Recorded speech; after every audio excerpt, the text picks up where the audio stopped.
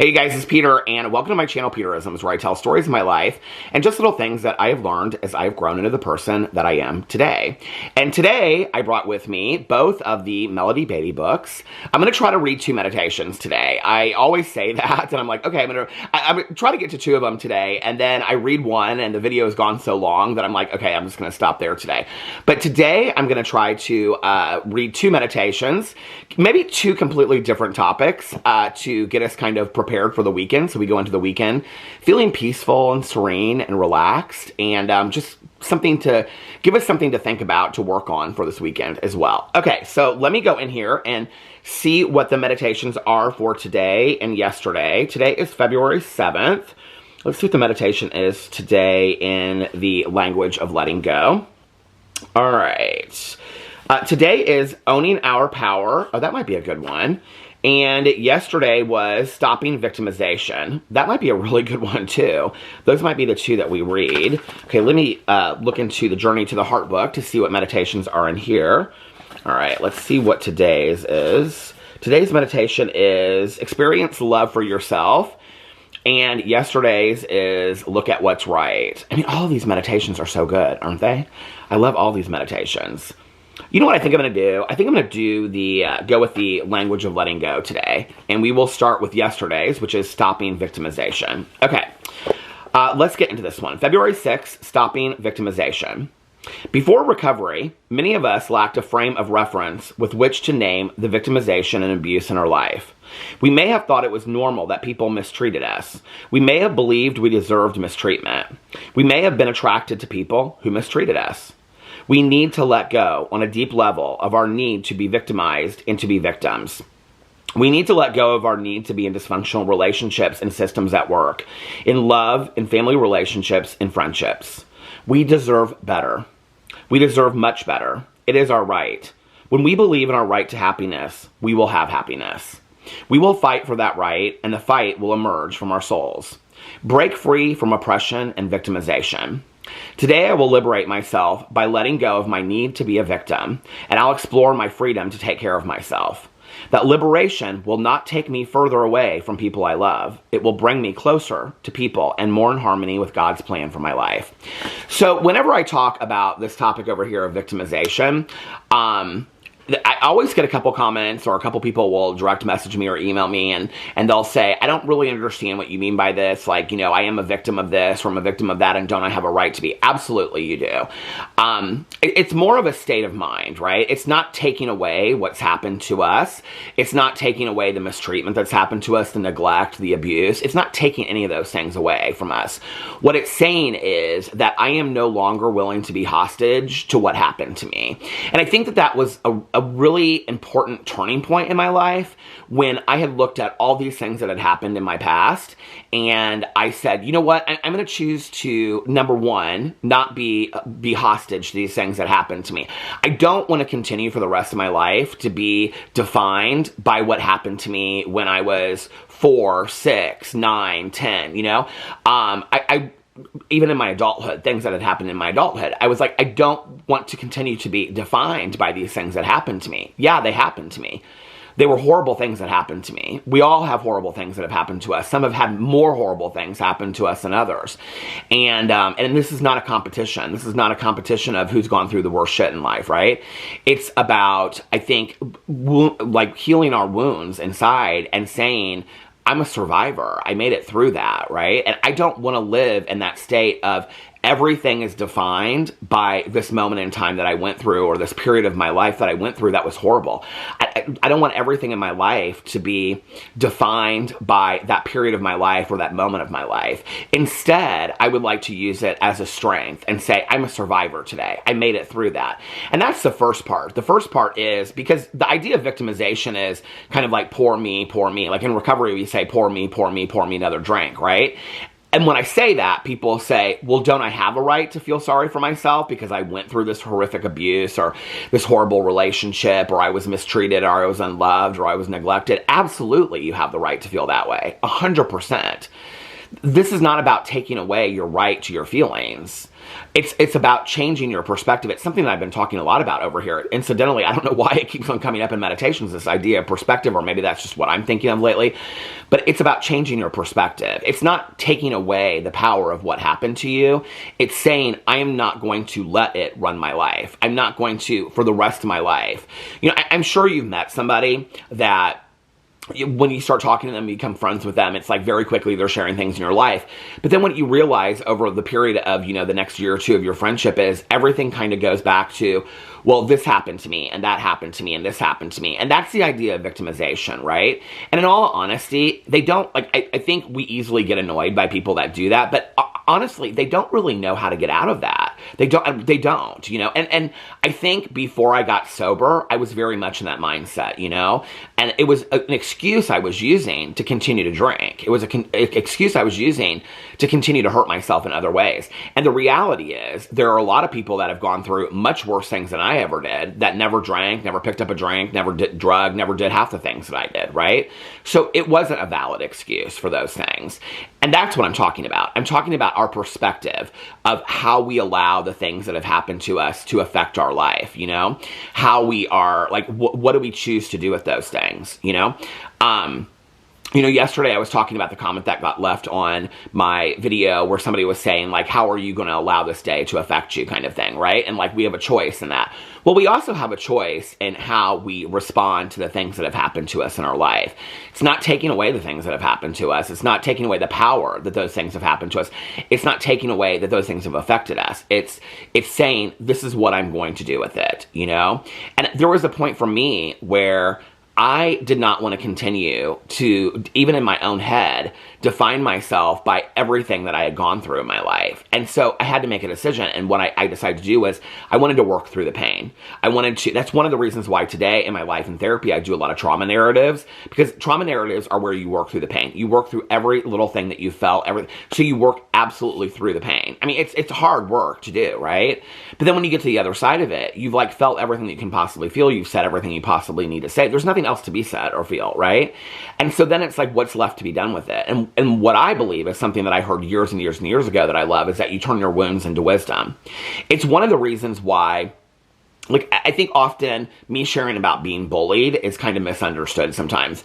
I think that people think I'm still hung up on the fact that I was bullied when I was in 7th grade, the first grade, high school, and whatever. In all honesty, unless I'm talking about it on a video, I hardly ever think about it.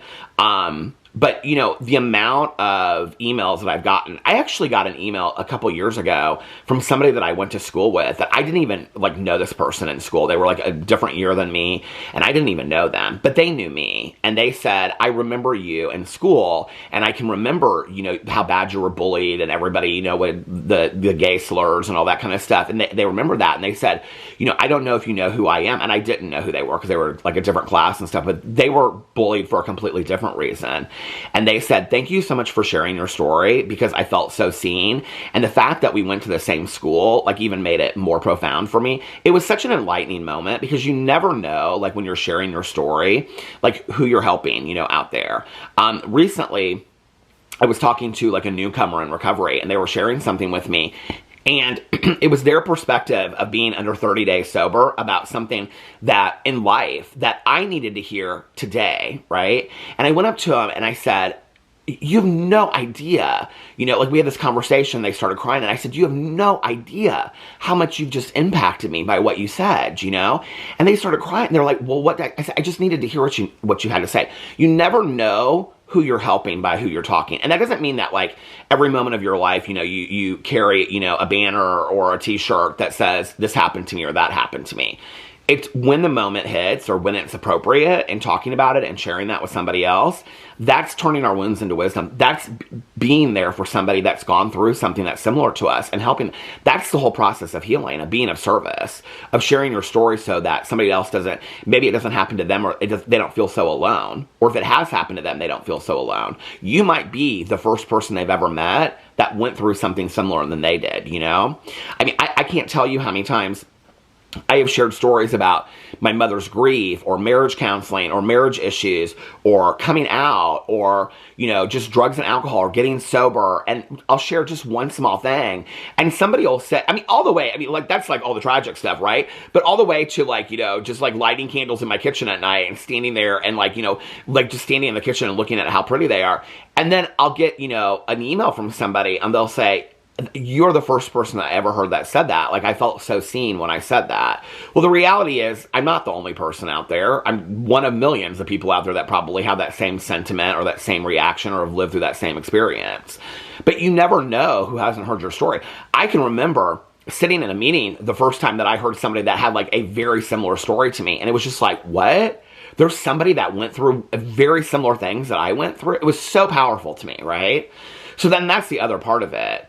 But the thing with victimization is, and when we victimize ourselves, is that I think that we feel in that moment every right to feel like I'm a victim of what happened to me, right? Like, I think we've come so far in the world that to even say that is a huge thing.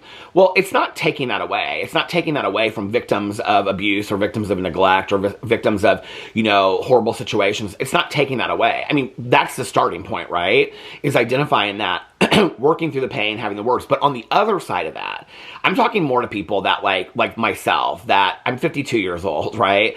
Like, for me to continue to live in the pain of things that happened to me when I was 5 years old, like, at some point, I asked myself, what is the point of this? Why am I continuing to choose to live in the pain of this? Like, with the bullying, it's turning my wounds into wisdom and sharing my story. Because I want to help other people. I want other people to know what my experience was going through it. I want other people to understand what my experience was going through marriage counseling, so they're not scared of it, or going into treatment. It's why I share a lot of these stories. But if I'm 52 years old and I'm still poor me about stuff that happened when I was 5 years old, in all reality, who's really the one that's paying for that? Well, I am. And if you're on the other side of this watching this and you're in a similar situation, then who's the one paying for it? You are. And the people that are around you, because they're the ones that pay for it, right? And the reality is that those people that hurt us have either moved long on and we have nothing to do with them anymore, or they are not even on this planet anymore. And so we're sitting there, and it's like, what's the saying? Like, drinking poison, hoping the other person is hurt kind of thing. It's like, we're the ones that are hurting ourselves. So because I think a lot of people take offense to this idea of stop victimization, right? Like, they take offense to it because it's like, no, like, this is who I am and I have a right to feel this way. Yeah, you do. But at some point you have to ask yourself the question, how long do I want to be here? I don't, like, it's with anything in life, with grief, with stress, with anxiety, with fear. I think all of those things are healthy feelings to feel. I think they all motivate us and inspire us to do certain things. But how long do you want to be there? I don't want to live in fear for years on end. I don't want to live in anger for years on end. I don't want to live in sadness for years on end. I don't want to live in grief for years on end. And I definitely do not want to live in a stance of victimization for years on end, where I'm just constantly poor meing myself away and making excuses for everything in my life. That's no life. That's no life. Then the person that did it to me has ultimately won. That person has won. And it's not about forgetting. It's not about, I'm a big believer in forgiveness, but that's, I think, and all these things I'm talking about, I'm just sharing my personal experience. If you've experiencing these things, and please seek out professional help. I think that that's vital in getting through any of these things. But I think at some point, I had to ask myself, well, do I want to, stay in this position where I'm constantly finger pointing and whatever? We can all do that. I could share with you all the things I've gone through in my life, and you'd be like, there's a lot of things I've never shared online that people be like, damn, like, Peter went through that? Like, seriously? That would give me valid reason to be a victim. But I don't want to stay in that stance forever. I want to be a survivor, I don't want those people to win. It's not even about winning or losing to me necessarily. It's about, I don't want those people to have power over my life anymore. I don't want those situations, those events that happen to me to have power over my life anymore. And I'm talking about a lot of things from my youth, I deserve to move. And that's all about, I think, also where a lot of self-love comes from. Because, you know, like the movie Pretty Woman, I love that movie. And when she says in there, you know, he says, you're so beautiful. And she says, the bad stuff is easier to believe. When someone tells you something when somebody tells you something bad about yourself long enough, you start to believe it. I was told shit about myself for years and years on years on end until I started to believe it. I believed I was unlovable. I believed I was unlikable. I believed I had no self-worth, that there was no reason why I was like, what's the point of me even being here? Nobody cares. You know, when I got to that point, right? So saying I am no longer going to be a victim of even that abuse, of people telling me that, is loving myself enough to get myself out of that. And then the other side of that is being of service and sharing your story if you want to, so you can help other people or go working, you know, for an organization, or even just, you know, being kinder to people and being the opposite. You know, when we talk about character defects in recovery, one of the things that I was taught was do the opposite, you know. So if you know, your issue is lack of patience, practice things that make you patient, you know? And so if I don't want to be a victim anymore, then I have to do the opposite. I have to be a survivor. And what does that look like for me? And how do I define that? And that's defined by each person differently. This is a really good meditation for me today. Okay, let's read the next one, although this is already getting so long. Okay, the next one is Owning Our Power, and this is from today, February 7th. We need to make a distinction between powerlessness and owning our power. The first step in recovery is accepting powerlessness. There are some things we can't do, no matter how long or hard we try. These things include changing other people, solving their problems, and controlling their behavior. Sometimes we feel powerless over ourselves, what we feel or believe, or the effects of a particular situation or person on us. It's important to surrender to powerlessness, but it's equally important to own our power. We aren't trapped. We aren't helpless. Sometimes it may feel like we are, but we aren't. We each have the God-given power and the right to take care of ourselves in any circumstance and with any person.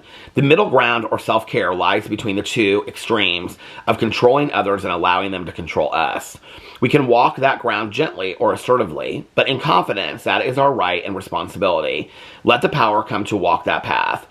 Today, I will remember that I can take care of myself. I have choices, and I can exercise the options I choose without guilt. You know, this is like another powerful meditation about owning our own power. I don't even know that it's something that I understood for a long time. I don't even know that I really knew that I had any kind of power to own. And I think I think like I went back and forth with that, and I have for years. That sometimes like owning my power is like, it's like being really angry. Some of the people that I've met in my life that like own their power the best, or in a way that is admirable to me, are people that just are, you know, very peaceful and calm and have a smile on their face, but they don't let anybody else get their wind. Does that make sense? Like, that's owning their own power. They don't let anybody else have power over their emotions, have power over how they react, have power over their actions, have power over their choices. They make their choices. They own their power. And I think, you know, that's different than how, if I had read this meditation 20 years ago, how I would have understood it differently than I do today. 20 years ago, I would have been like, yeah, nobody's going to take my power, and I got to fight. I think even 2 years ago, I would have felt that way. A lot has changed for me in the last 2 years, you know? And today, I don't feel that way. Today, I feel like I can silently own my power. Like, I don't have to shout it from the mountaintops. You know, I think I thought that for a while. I have to let everybody know what owning my power is going to look like. And I don't feel like I need to do that today. You know, I think that owning my power today looks like where I've talked about this a lot in my vlog. Where do I give my energy? You know, what arguments am I going to choose to engage in? Picking my battles. When I go through the day, how do I want to respond? You know, like I was talking about yesterday. I think all of those things are things that are about owning my power. I think it also goes back to the last meditation of victimization. What am I going to let have power in my life today? Do I want to be controlled and ruled by, you know, past breakups, past disappointments? I mean, you know, I did that for a long time. I did that for a very long time, where I was like, well, if this hadn't happened 10 years ago, and if this breakup hadn't happened, and if this person hadn't said this, and I'll never forget, I was like going over this with my sponsor. He has since passed away, my old sponsor. And we were, you know, it was the first time he'd ever said it to me. He said the second part to me many, many times. But he said to me, he goes, but it did happen. I can't even remember what I was talking about, but it was a couple things. He goes, but it did happen. And you can't change it. He goes, you know, like, it's pointless to cry over spilt milk even 2 seconds after it's happened. What's the point? He goes, you can't change it. You can learn from it. You can grow from it. You can react to things differently. You can respond to things differently. You can take it as a valuable lesson, but you can't change it. You can't change those things that have happened to us. You know, I wish I had back all the time that I spent wasted, you know, spinning my wheels, worried about things that I couldn't control because they had already happened. And yet I was still in my head, what ifing the world away, you know? And it was pointless. I've lost so much time doing that. So one of the reasons why, like last year, my goal for the year, one of my main goals for the year was living in the present moment. And this year, my goal is in the present moment, asking myself, are you living your best life? Like, what are you doing in this present moment? Are you living your best life? Are you enjoying reading this book? Are you enjoying making this video? Yeah, I am, you know? Are you enjoying being on vacation? Are you enjoying eating dinner? Are you enjoying taking, in that moment, right? And living the moments. Because I am somebody that can be fearful of the future and reflect on the past constantly. And I love to tell stories of the past. That's not the same thing. That's not the same thing as saying, if this hadn't happened and that person hadn't done that to me, blah, blah, blah, whatever, you know? And I've been there before. I've been there before where I have relived the same experience in my head out loud to everybody around me to the point where they're nauseated with it. And it's just like, what's the point, you know? But today, in owning my power, I can ask myself, where am I giving my energy? What battles am I choosing to fight today? You know, what arguments am I willing to engage in? Am I choosing to choose peace today or serenity? Or, you know, where am I choosing to put my energy? That is owning your power. And that is really, really powerful. And I wish that that was something that I had learned 20 years ago. You know, that I don't have to engage. I don't have to engage in every little thing. You know, it's interesting that I just said that because, and this is like, well, you did know that. Right after I got out of treatment, which would have been, you know, 30 years ago, about right, you know, just a couple weeks ago, because I went into treatment on December 17th of 1994. One of the first books I read, which was not a recovery book, was The Celestine Prophecy. And I remember, I don't know how I remember this, but there's a part in there where they're simulating what an argument looks like. And it's like this fire burning. And they're talking about like throwing gasoline on the fire. And one person throws gasoline on the fire and the fire burns bigger. And the other one puts gasoline on the fire and the fire gets bigger. So if we're both, you know, throwing gasoline on the fire is just going to get bigger and bigger and bigger. But we have a choice whether or not we want to throw gasoline on the fire. You can walk away from the fire. You can sit by the fire and just enjoy the fire, you know? You can smile at the fire. You can walk away and say, I don't like fires. I'm never going to be part of it. There's a lot of options. You own your power. There's a lot of choices that you have. You don't have to engage with throwing gasoline in the fire. There are many, many times in my life that I thought the only option was to throw gasoline on the fire, you know? And paid the price for it. Me, I was the one. Not necessarily the other person, I was. I know that today that's not my only option. Today I can choose peace and serenity, and I choose that today. Most days. Some days I have to, like, you know, use my support network around me and talk about it and things like that. But most days I choose peace and serenity. So these were 2 good meditations today. I really love these. Anyway, let me know what you thought about those in the comment section below. Happy Friday. I hope that you guys are getting ready to have a great weekend. I love you guys, and I will see you tomorrow. Bye.